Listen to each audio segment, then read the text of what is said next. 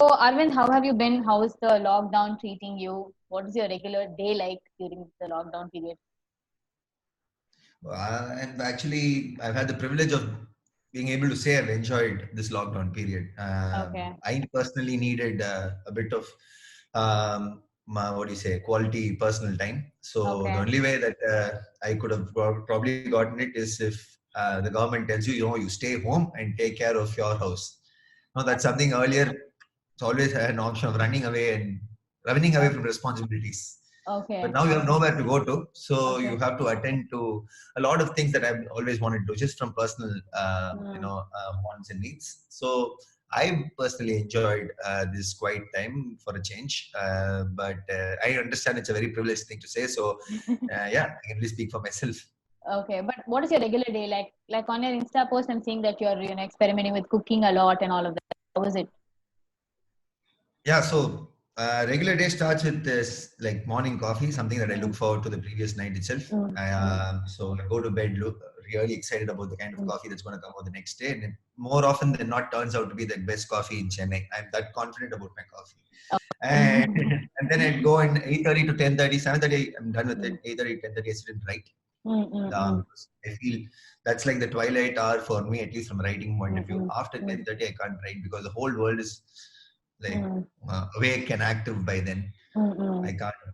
I can't do any creative process after that because you have all these annoying WhatsApp groups and friends and Okay, okay. who go to office and who are jobless and who want to disturb you. Okay, like that. So from 10:30 onwards, I'm like, okay, society, Chill. take my Mm, blood. No, okay, not chill. okay, Hello. You do all the operational, non-creative part of work. okay. Then, of course, I do my lunch at around 2, Mm, 1:32 and work out in the evening. So yeah, mm. lockdown has actually been very systematic. I've enjoyed having some sense of order in life, something Oh, that wow. wasn't there earlier. And so, how do you think the scene will change for artists post COVID? Like, because I don't think they will be immediately. You can't do a live show, live concert, or whatever. You can't gather. You can't do a show where people are gathering and do it. So, how do you think it will be for artists like you?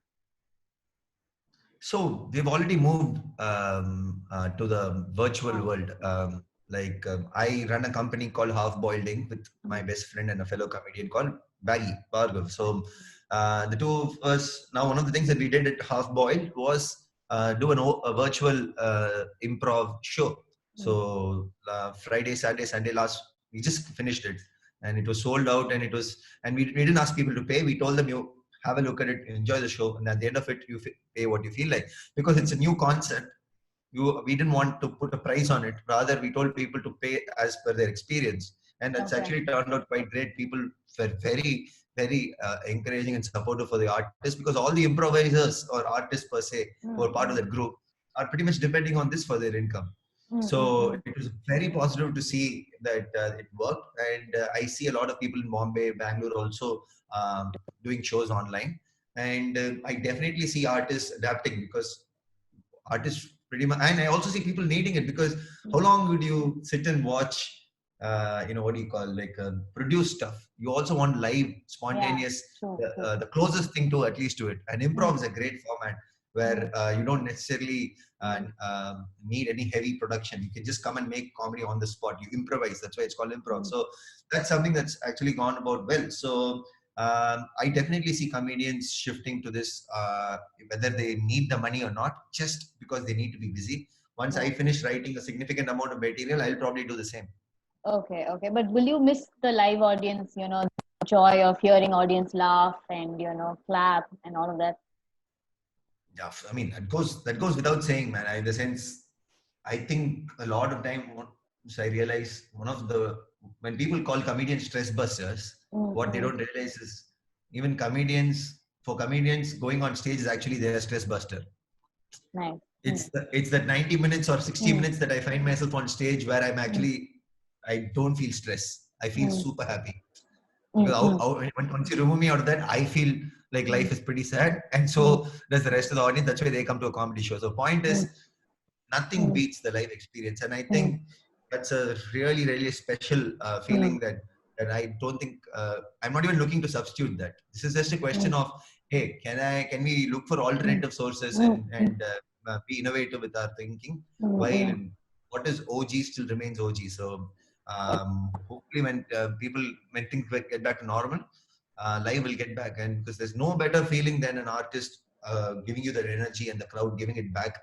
That satisfaction is the best. Okay. So going back, I think you started off in 2010, yeah. You started Yeah. doing improv shows. It's almost about 10 years now. So I mean, you've Yeah. always mentioned in your interviews that this is something that you didn't plan it out, as in you never went wanting to become a stand-up comedian, all of that. But looking back, I mean, it's been 10 years. So how do you see your journey?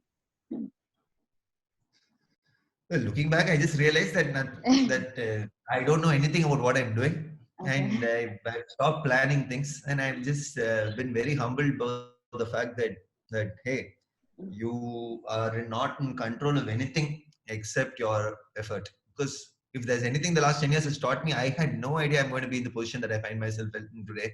Okay. And if you had told me this 10 years ago when I was just stepping out of film school as a film direction student, Mm. there's no chance none of this would ever make sense. So looking back, if there's anything you learn, you just tell yourself that, hey, you cannot try and plan and overplan everything in your head. It's just not going to work. You just have to let it go, and you just have to focus on the then and there, and just take it a moment by moment. You just have to approach things. That's something that's been a major learning, because even now for the next 10 years, if I have to look at things, I realize I feel the same paralysis. Mm. Like, oh, I don't know what to do or what to think or what to plan, etc. And then you just tell yourself, well, you didn't know 10 years ago either. Mm. So if anything comedy has taught me, it is that, hey, the uncertainty is part of the whole process. You just embrace it, and you just keep going. You just keep being curious and working hard enough, and on your fundamentals, you just keep doing whatever makes your fundamentals strong. You only know that. Okay, nobody can tell that. If you do that, I think life will sort itself out. Okay, but you're like first stand-up comedies from Chennai, who gave a lot of hope to people that you can take this as a thing. So on the angle in the Parkman, do you feel are you happy with the love that you're getting? And then and of course you're also indirectly encouraging people to take up stand-up as a profession. Yeah. So how do you feel about that?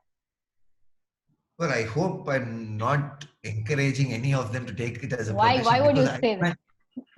it's still early stages, right? Because Okay. the 10 years that I've been doing it, it's only been the last 5 years has only been proper full time. So I don't think Okay. I myself have sufficient data Mm. to be able to confidently put out a proof of concept out there that says, yes, go and do it. Which is why I don't go to these TEDx talks, or I don't do these motivational talks, or when aunties and uncles send their kids to me saying, why don't you advise them? I'm like, hey, but I have zero advice to give, because I don't know. I'm figuring it out, and I think it's okay to say I don't know. And I'm not saying I won't help them. I'll just tell them what I already know, which seems very disappointing, because for some reason the perceptions are so different from reality, and you cannot control perceptions. You just worry or deal with your own reality than people's perceptions. So I don't necessarily think stand up as a profession right now says, hey, everybody jump in. I still think we have a lot more phases to go before you can say that, which is why I wouldn't actively go propagate. But I'm going to explore it for sure. Now, if you feel passionate enough about something, my takeaway is, yes, you should explore if you feel passionate. Because if you create value in whatever you feel passionate about, there's definitely opportunities for the value you create. That's all it comes down to. Now, whether it's a career or a hobby or a skill you develop, or all things that you end up dictating and stuff like that. So if you ask me, it's still early days. Give it 10 more years of people doing stand-up comedy, including the ones who started out like me or Karthik. I know that a bunch of us who started out. If you're still there, say 10 years later, still doing stand-up comedy, then you know for sure this is an industry that is here to stay. Okay. But apart from that, but do you enjoy this attention, the fans, the love that you get on, when you meet them in person or on social media? I can't say I enjoy it, because that immediately means the extreme is also true, which is the opposite, which is you also get sad when you see Mm. the hate as well, right? Mm. For every love out there, That's it's my like a next question. pendulum. Yeah, it's there. Both exist. I'm very Mm. aware of it. There are days, I'll say, let me put it this way. There have been days where I've actually felt so vulnerable that you end up enjoying it. Mm. But then most of the times I try to pull myself back to say, no, I mean, this is not, we didn't come for this. We came, Mm. I enjoy performing. And not Mm. the, Mm. I don't necessarily want, I don't want to put myself in a situation where I enjoy the outcome. I actually enjoy the process. So and I try to keep myself there. But of course, the outcome does feel positive. I mean, it does have a positive effect on you. You can't. I'm not saying I'm oblivious to it. I'm not saying I'm insulated from it. You can't. But what I'm saying is, enjoying probably I try to consciously avoid it to the max because if you start enjoying now, any hate comment, it will affect you. And I don't want to go into that space either. So the best way to shut both out and just do your work and that's why enjoy the work you do. Okay. So, you started off as a assistant AD. Yeah, you've always been vocal about your love for cinema, filmmaking, and everything like that. So, during, have you ever felt that maybe can we expect you to, direct a movie soon or something like that? Soon or not, I don't know but definitely that's what do you put it? That's the Mount Everest that I would like to someday scale. That's my goal. But soon or not, like I've told you, the last 10 years has taught me if something has to happen, it'll happen. You just shut up and do your thing. In the sense, plan money na stand up comedy panla. So the fact that I'm here has taught me that don't overthink or overplan. I will just put continuous efforts towards it, which is I write ideas. I keep my interest towards direction alive. I talk to my people who are directing, who are friends of mine from film school, who've graduated. I keep in touch with them. Like R.S. Prasanna, for example, the director of Kyana Samayal Sadham and Shubh Mangal Sadhan. So he's someone I'm very good friends with. So keep in touch with him and jam with him. So there's a lot of people like this who have all now grown to good positions. So yes, I feel that's my actual biggest challenge more than stand-up comedy. Now, stand-up comedy is just something that accidentally I took up, and it's great. It's giving me a living, but that would be the big thing that I would like to take up someday. And I stopped giving dates for it. Earlier, I used to give dates in interview, and then they'll come back in the next interview. 2 வருஷம் முன்னாடி பண்றேன்னு சொன்னீங்களே அப்படின்னு கேட்பாங்க. இல்லைங்க விட்டுருங்க, நான் டேட்டே கொடுக்கலைங்க, நான் பண்ணா உங்களுக்கு தெரியுங்க, என்ன மன்னிச்சிருங்க. Okay, talking about people you're in touch with. So are you in touch with Ajith sir? You told in an interview that he after the back problem he gave you contact so that you're a stand-up comedian. This is another problem I realized. One time by mistake I mentioned Ajith sir in one interview. To date I'm held to that question, and if you go ask him, he won't even know who I am. That's the best part. I hope this does not go anywhere near him and doesn't embarrass the person who is going to ask him, sir, உங்களை பத்தி சென்னை டைம்ஸ்ல ஒருத்தர் கொடுத்துருக்காரு அந்த company interview கேட்டீங்களா, யாரு அவன், அவனை நான் பார்த்தே. So no, why would I be in touch with him and all? I had the privilege of working in one kutti role in 1,000 people set with him, and he wouldn't even remember I existed. I owe a ton of gratitude for the perspective he offered. So I may name drop him. I mention only because clearly it gets a lot of views online for journalists. And so therefore I'll keep bringing it up shamelessly. But he wouldn't have a clue. So you're saying he wouldn't even know that you're a stand-up comedian now? Yeah, for sure. I don't think he would even know. He wouldn't remember. Please tell the exact story. Do you remember that one boy who you asked during RMM to go and take care of his own life and not the film? Because he pretty much told me this. Your presence in this movie is not going to make any difference to it. So go take care of your life. That's actually a beautiful advice. Self-preservation. Okay. So and then we also hear that this most eligible bachelor in Chennai is not single anymore and committed now. Is it true? First of all, the most eligible bachelor title was given by your publication only. Desirable. And I didn't even. I was like, when did I not participate in this? When did the application form come? How did I get selected? What is the ranking process? Why did I finish last in that also? கேட்காத ஒரு இதுல last பட்டத்தை வேற கொடுத்தீங்க. And now this news of I have committed. No, that's not true at all. No, I am very much single, and for the last 2 years I have not been part of Chennai's 30 most desirable men. So I'm very disappointed, I must say. Okay, and also one more thing.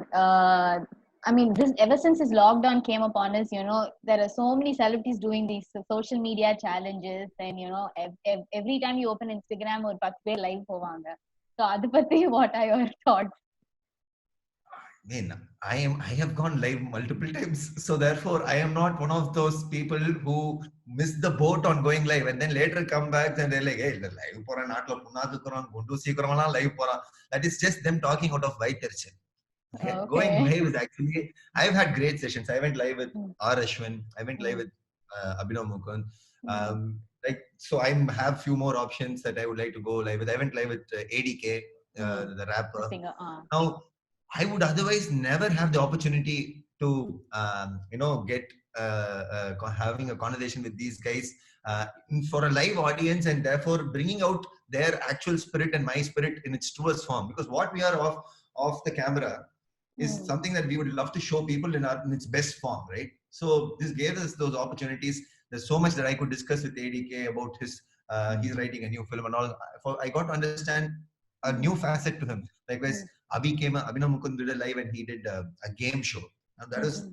I'm like a cricketer becoming Okay. a host and So, a entertainment option. And then Ashwin spoke pure cricket with me about Chennai and Sachin in Chennai. So there are just many interesting topics to discuss with the right people, and I think it's a pretty good idea. Anyways, 24/7 we are stuck to our phones. What do you want people to do? Not go like that. Chumma don't okay. so No, I'm lazy. just asking the comments that the memes that you see like one of those Twitter people mentioned பண்ணீங்களா Like I like told the you, see, those are going to happen even for this interview. For you and I now, they they'll are make going to give very nice, abusive comments. அதெல்லாம் வாங்கிட்டு இப்படி விட்டுறணும். okay. So if you have to opportunity to persuade people to do something, what would you want to tell them? I would tell people, hey, imagine there's nobody in your life and you had to attend to your needs. I would genuinely ask them to go and explore every aspect of it, because it's something that we take for granted so easily. Like right from just washing your own clothes to drying it. Imagine there are just no house helps, no moms to cook for you, or no wives to ask for favors or any of that sort. There are just so many things that I feel men. I speak mainly for men because I think Mm, men are the most spoiled bunch out there, and mm, I genuinely think uh, this perspective into understanding what comes for you and what doesn't, it'll either make you appreciate the person who's doing it for you a lot more, or it'll make you get the confidence for you to do it yourself and be kinder to yourself. So I would definitely ask people, especially men, to start looking for what do you say, filling the gaps that the lockdown has created themselves, and see mm. how they react to it. It don't Okay. feel. I just feel a lot of my friends, I've seen them be very what do you say, scary about it, and I Mm, try and tell them it's okay. What you'll make a mistake like few times, 1 week, 2 weeks, but mm, eventually when you crack it, that confidence is any day better than getting pampered. It's any mm, day better. But I just don't. I think men are given things way too easily. So if mm. anything, I can speak for that. Okay, super. But is there anything that you want to add? No, I mean pretty much what we discussed already. I think we should at Chennai, especially every day, and I'm waking up and I'm reading new high cases, new high, Yeah. lockdown reports and all that. I think we should now get into a space where we ourselves start figuring out our ways of protecting ourselves than expecting government to go about doing. Because after a point, it becomes a game of mathematics, and the numbers Mm, are catching up, and there's only so much the system can do. I'm not saying. I'm just saying individual responsibility right now should take at an all-time high, and I hope people realize it. So it just helps us come back normal faster, man. That's all. Do it for your own selfish need. If you don't want to do it for the society, make your mm. house the best hospital or the best quarantine place possible, and be smart and be safe about it. That's pretty much what I want to tell. And on behalf of all the artists, I would definitely like to say there are a lot of artists who are right now in these times struggling to make their ends meet. I just want to tell them to definitely not let anxiety get the better of them. That good times await, and to continue looking for innovative ways of keeping their art out there reaching to people. And for people who are watching this, please go and find those artists and support them, man, because if what you see so today would reward both of you in the long run. A lot of artists are actually making a big effort in this time to be sustainable, to be relevant. Please do find them and help them.